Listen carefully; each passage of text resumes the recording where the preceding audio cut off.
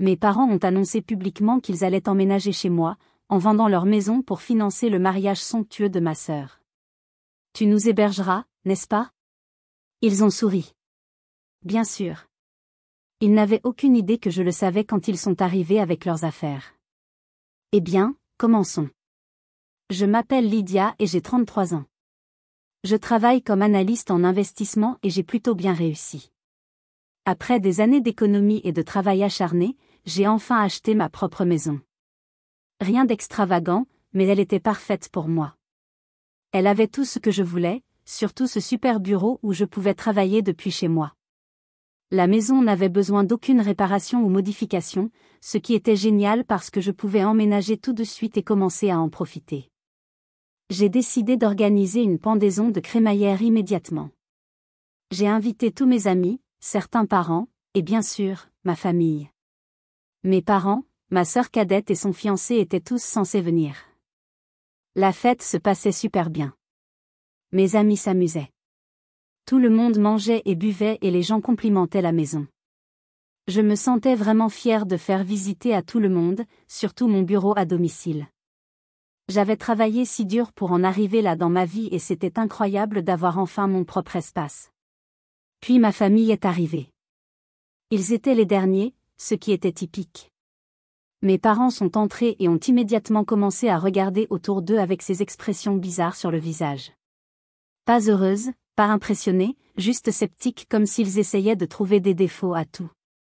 La maison a l'air bien, a dit ma mère avec ce sourire crispé qui n'atteignait pas ses yeux.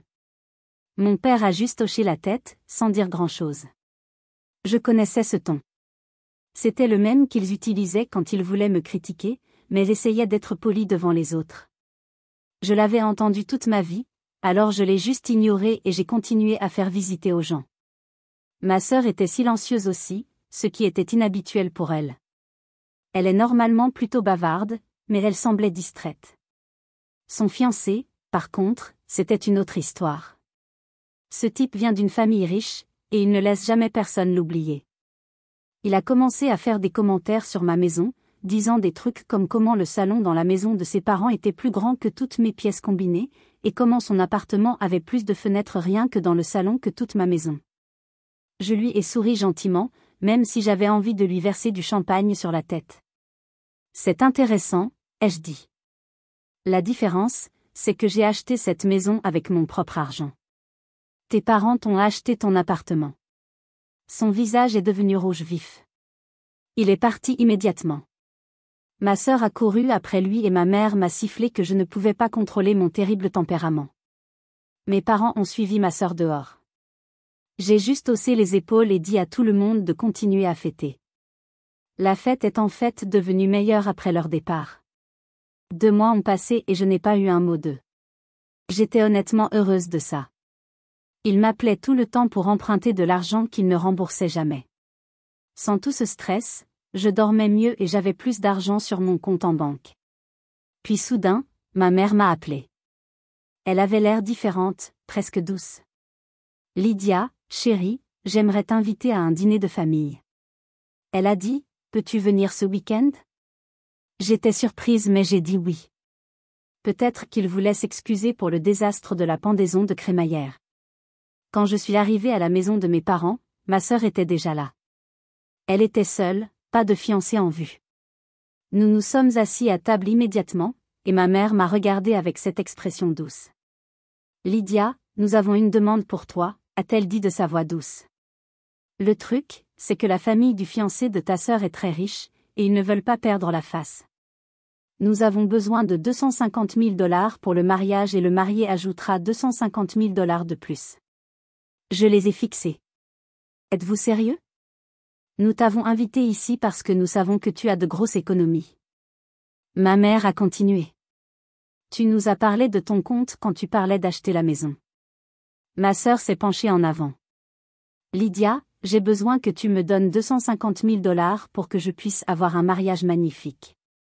Je n'arrivais pas à croire ce que j'entendais. Êtes-vous tous fous? Vous voulez organiser un mariage qui coûte un demi-million de dollars alors que vous n'avez pas l'argent pour ça? C'est exactement pourquoi nous t'avons invité, a dit ma mère. Non, ai-je dit fermement.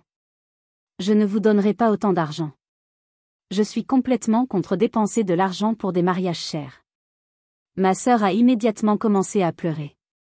Tu es juste jalouse parce que tu n'as pas de petite amie. Mon père a enfin parlé. Lydia, en refusant, tu mets en danger le mariage de ta sœur. J'étais fatiguée d'écouter toutes ces conneries. J'ai attrapé mon sac et je suis sortie en courant de la maison.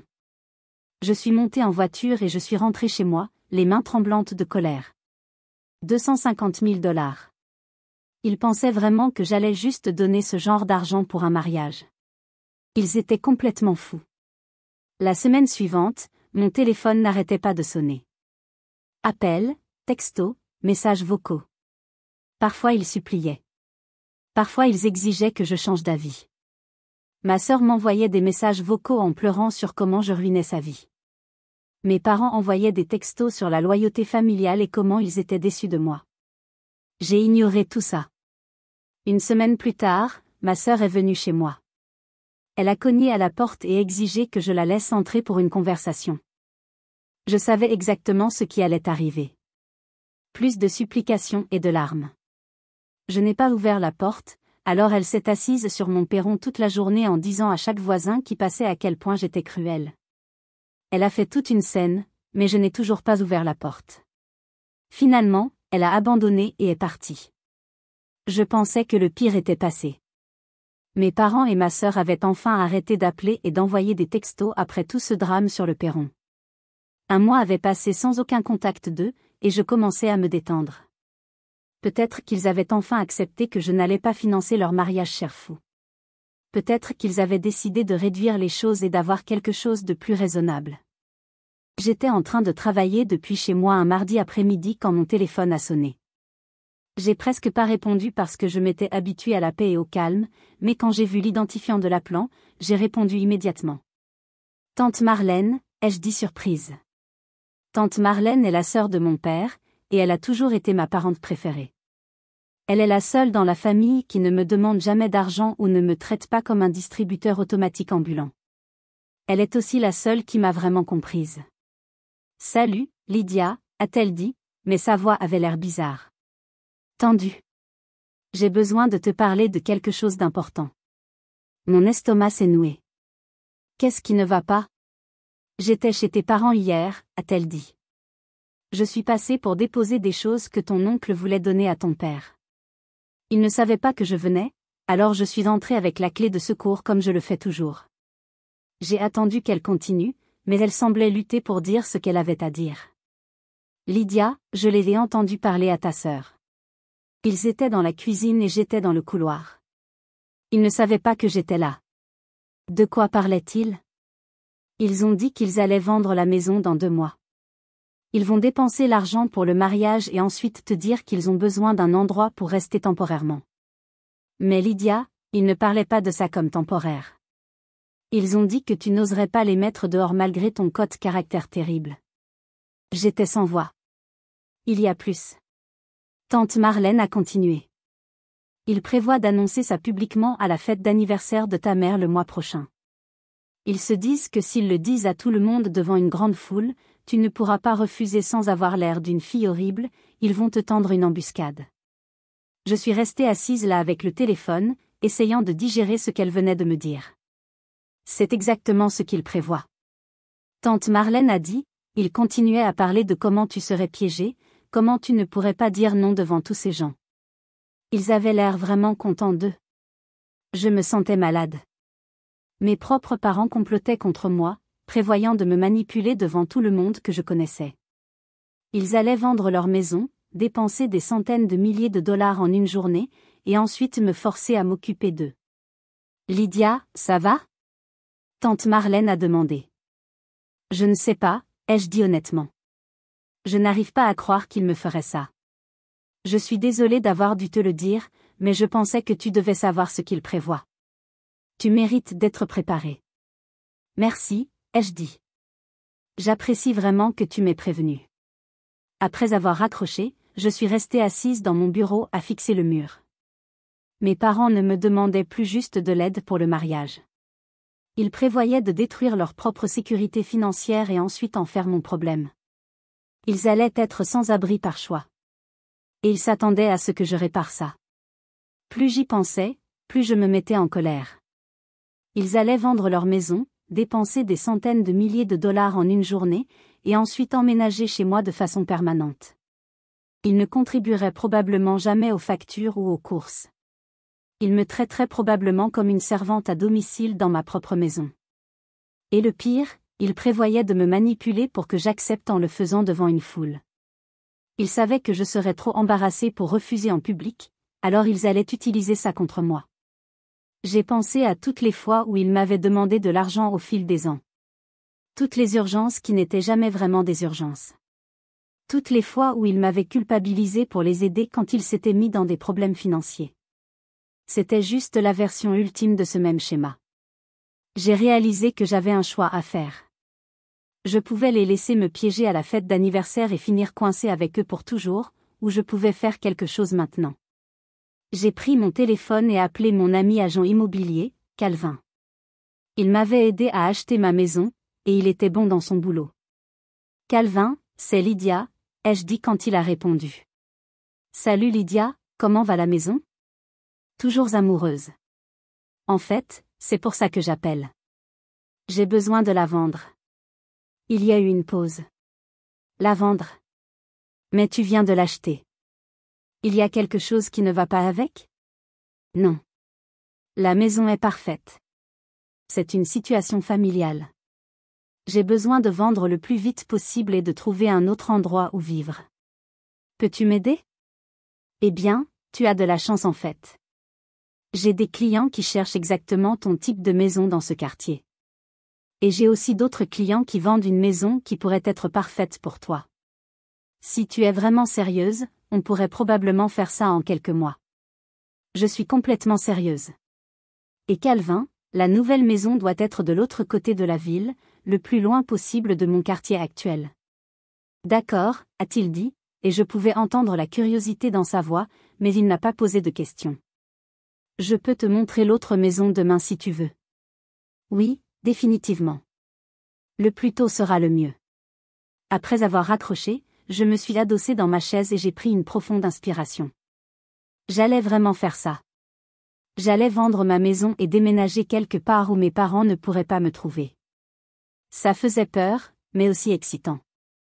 Pour la première fois de ma vie, j'allais être complètement libre de leur manipulation et de leur demande constante d'argent. Le lendemain, Calvin m'a montré l'autre maison. Elle était en fait plus jolie que ma actuelle avec un bureau plus grand et une meilleure cuisine, et elle était définitivement assez loin pour que mes parents ne me croisent jamais par accident. Je la prends, ai-je dit à Calvin. Tu ne veux pas y réfléchir? A-t-il demandé. Non, je suis sûre. Faisons-le. Tout s'est passé plus vite que prévu. Calvin ne blaguait pas quand il disait que ses clients étaient impatients. En un mois, j'avais des acheteurs pour ma maison qui étaient prêts à payer mon prix demandé et à conclure rapidement. Le timing était parfait parce que j'ai pu acheter la nouvelle maison en même temps. J'ai gardé tout complètement secret. Je n'ai dit à personne pour la vente ou le déménagement, pas même à mes amis les plus proches. J'étais paranoïaque que d'une façon ou d'une autre le mot revienne à mes parents et qu'ils découvrent ce que je faisais. J'avais besoin que ça marche parfaitement. La partie la plus dure était d'emballer sans que personne ne remarque. J'ai dû le faire progressivement, un peu à la fois, pour que les voisins ne me voient pas charger des boîtes dans ma voiture. J'ai commencé par les choses que je n'utilisais pas tous les jours, comme les livres et les décorations. Puis je suis passé aux vêtements et aux trucs de cuisine dont je pouvais me passer pendant quelques semaines. Le jour du déménagement était fou. Je l'ai programmé pour très tôt le matin, genre 5 heures, pour que aucun de mes voisins ne soit réveillé pour voir le camion de déménagement. Je me sentais comme si j'échappais de prison ou quelque chose. Les déménageurs étaient des pros, cependant, et ils ont tout chargé et prêt à partir en quelques heures. À 9 heures, j'étais complètement déménagé de ma vieille maison et dans la nouvelle.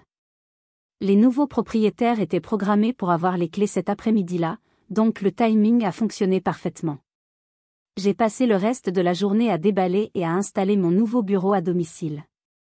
2 semaines ont passé paisiblement. J'ai travaillé depuis chez moi et j'ai appris à connaître mon nouveau quartier, et j'ai apprécié de ne pas avoir à m'inquiéter que ma famille se pointe à ma porte ou m'appelle pour de l'argent. C'était le plus détendu que je me sois senti depuis des années. Puis mon téléphone a sonné. Lydia, chérie, a-t-elle dit de cette voix douce fausse qu'elle utilise quand elle veut quelque chose.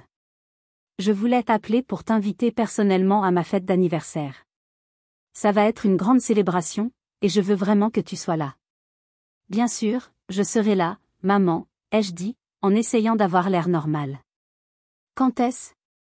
Samedi prochain au restaurant Romanoès, 19h. Il y aura environ 50 personnes, y compris ta sœur et son fiancé et ses parents. Ça va être si sympa d'avoir toute la famille ensemble. Ça a l'air génial. Je serai définitivement là. Oh, merveilleux, a-t-elle dit. Et je pouvais entendre la satisfaction dans sa voix. Je suis si heureuse que tu viennes. Ça va être une soirée si spéciale. Après avoir raccroché, je suis restée assise là à penser à ce qui arrivait. Elle n'avait aucune idée que je connaissais son plan.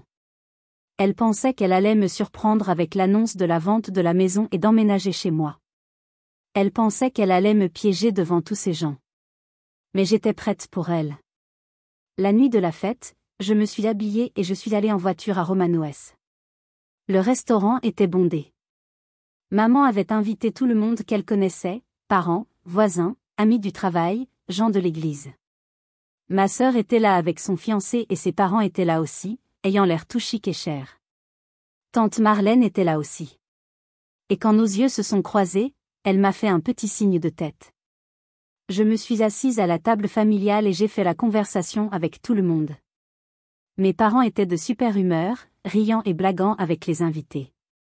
Ma sœur semblait excitée aussi, probablement parce qu'elle savait ce qui arrivait. Son fiancé continuait à vérifier son téléphone, ayant l'air ennuyé. Le dîner a été servi et tout le monde mangeait et buvait et s'amusait. Je continuais à attendre le moment où maman ferait son annonce. Je savais que ça arrivait et j'étais prête. Finalement, à peu près à mi-dîner, maman s'est levée et a tapoté son verre de vin pour attirer l'attention de tout le monde. Tout le monde, puis-je avoir votre attention, s'il vous plaît, a-t-elle dit, souriant largement. Tout le restaurant s'est tu. Tous les 50 personnes se sont tournées pour la regarder. Je voulais vous remercier tous d'être venus célébrer mon 55e anniversaire avec moi, a-t-elle commencé. Ça signifie tellement d'avoir tous ici ce soir. Tout le monde a applaudi poliment. Mais j'ai aussi des nouvelles excitantes à partager avec vous, a-t-elle continué. Et je l'ai vu jeter un coup d'œil à mon père et ma sœur. Mon mari et moi avons pris une grande décision sur notre avenir. La voilà, ai-je pensé. Nous avons vendu notre maison, a-t-elle annoncé, et j'ai entendu plusieurs personnes halter de surprise. Nous avons utilisé l'argent pour donner à notre fille adorée le mariage qu'elle mérite.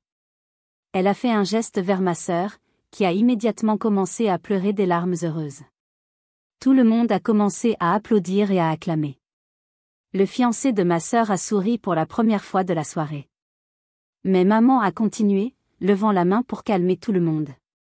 Après avoir payé pour le mariage, nous n'avons plus beaucoup d'argent. Donc, nous allons emménager chez notre merveilleuse fille, Lydia, qui bien sûr ne refuserait jamais d'aider ses parents. Tout le monde s'est tourné pour me regarder. Mes parents souriaient. Ma sœur essuyait des larmes, et ma tante me regardait attentivement. Je pouvais voir le piège se refermer autour de moi juste comme il l'avait prévu. J'ai pris une profonde inspiration et je me suis levée. J'ai mis mon expression la plus choquée. Maman, papa, je n'avais aucune idée que vous prévoyiez ça, ai-je dit assez fort pour que tout le monde entende. C'est une telle surprise. Nous voulions que ce soit une surprise, a dit maman, rayonnante. Nous savons à quel point tu nous aimes, et nous savions que tu voudrais aider. Bien sûr, je veux aider, ai-je dit. Et j'ai vu le soulagement sur leur visage. Ma maison est toujours ouverte à mes parents. Tout le monde a recommencé à applaudir. Mes parents avaient l'air si heureux et fiers. Ma sœur pleurait à nouveau. Même les parents de son fiancé souriaient et hochaient la tête avec approbation. Quand avez-vous besoin d'emménager? Ai-je demandé, jouant toujours mon rôle. Eh bien, les nouveaux propriétaires veulent qu'on sorte dans une semaine, a dit maman. Mais nous pouvons emménager chez toi n'importe quand. Nous sommes si reconnaissants, Lydia. Vous pouvez emménager quand vous voulez, ai-je dit. Et tante Marlène a couvert sa bouche pour cacher son sourire. Je me suis rassise et j'ai fini mon dîner. Je suis restée environ 1 heure de plus à faire la conversation et à accepter les félicitations des gens sur à quel point j'étais généreuse. Puis je suis sortie discrètement et je suis rentrée en voiture à ma nouvelle maison où mes parents n'avaient aucune idée que je vivais. Les 2 jours suivants ont été paisibles. J'ai travaillé depuis chez moi et j'ai apprécié mon secret. Le 3e jour, mon téléphone a sonné. Lydia. Ma mère a hurlé dans le téléphone. Qu'est-ce que tu as fait, bon sang? Nous sommes allés à ta maison aujourd'hui et il y a une autre famille qui vit là. Ils ont dit qu'ils l'ont acheté et que tu as déménagé. Oh, ça, ai-je dit?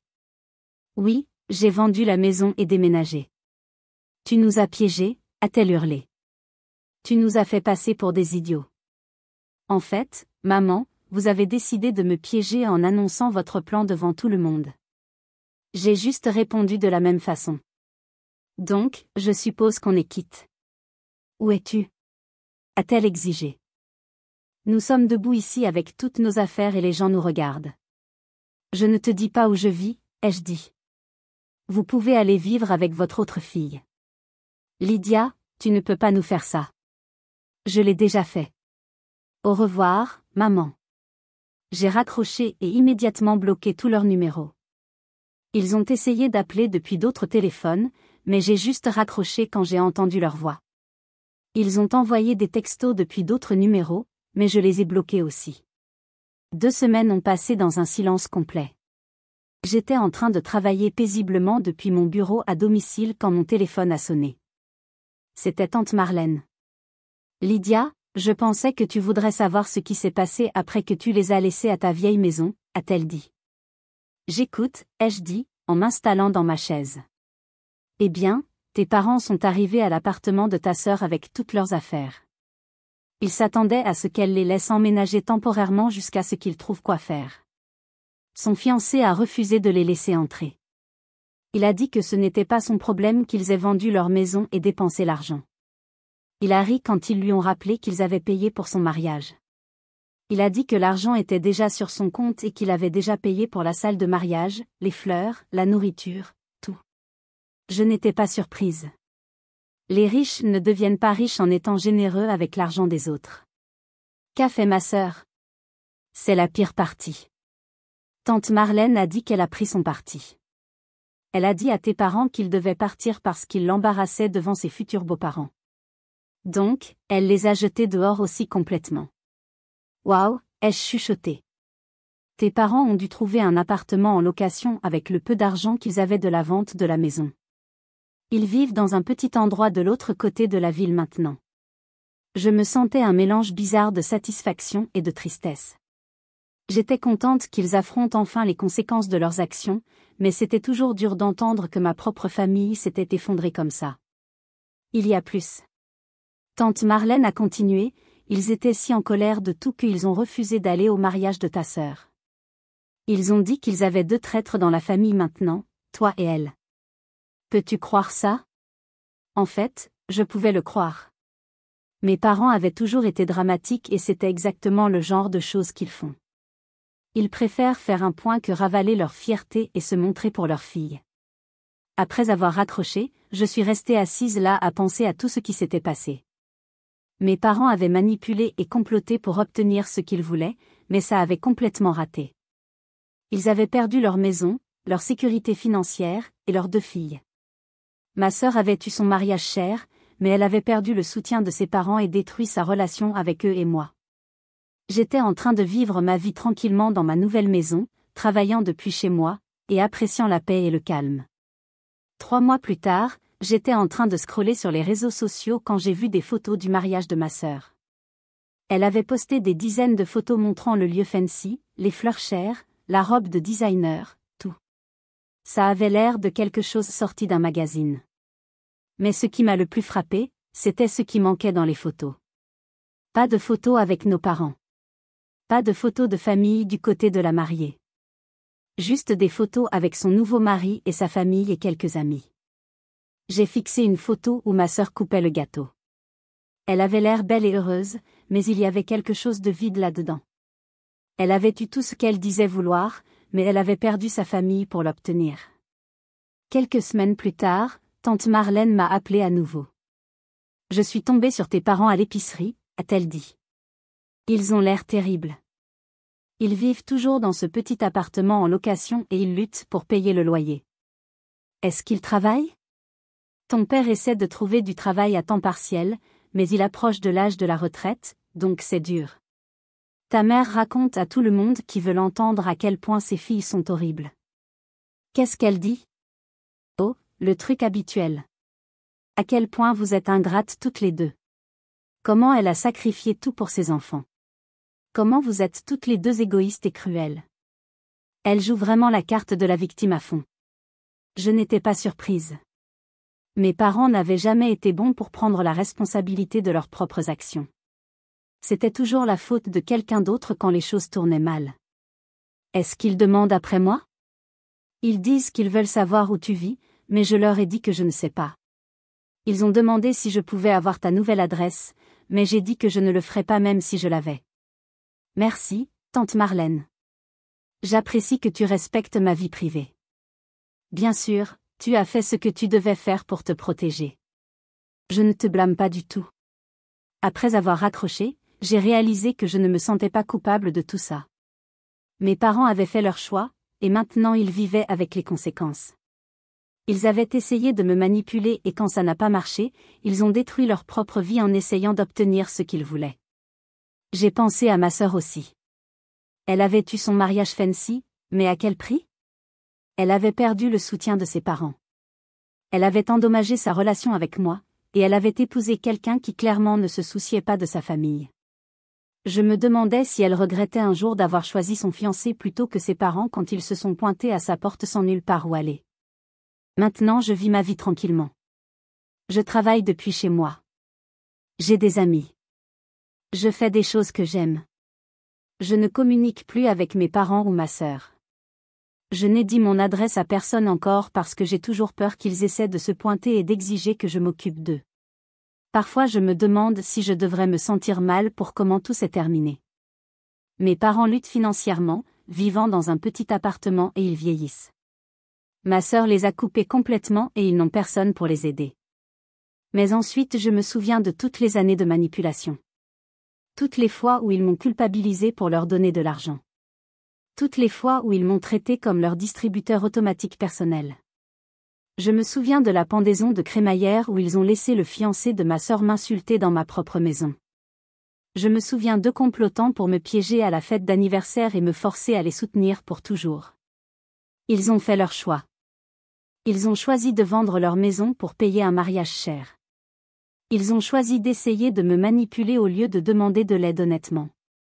Ils ont choisi de prioriser la fête d'une journée de ma sœur plutôt que leur propre sécurité financière.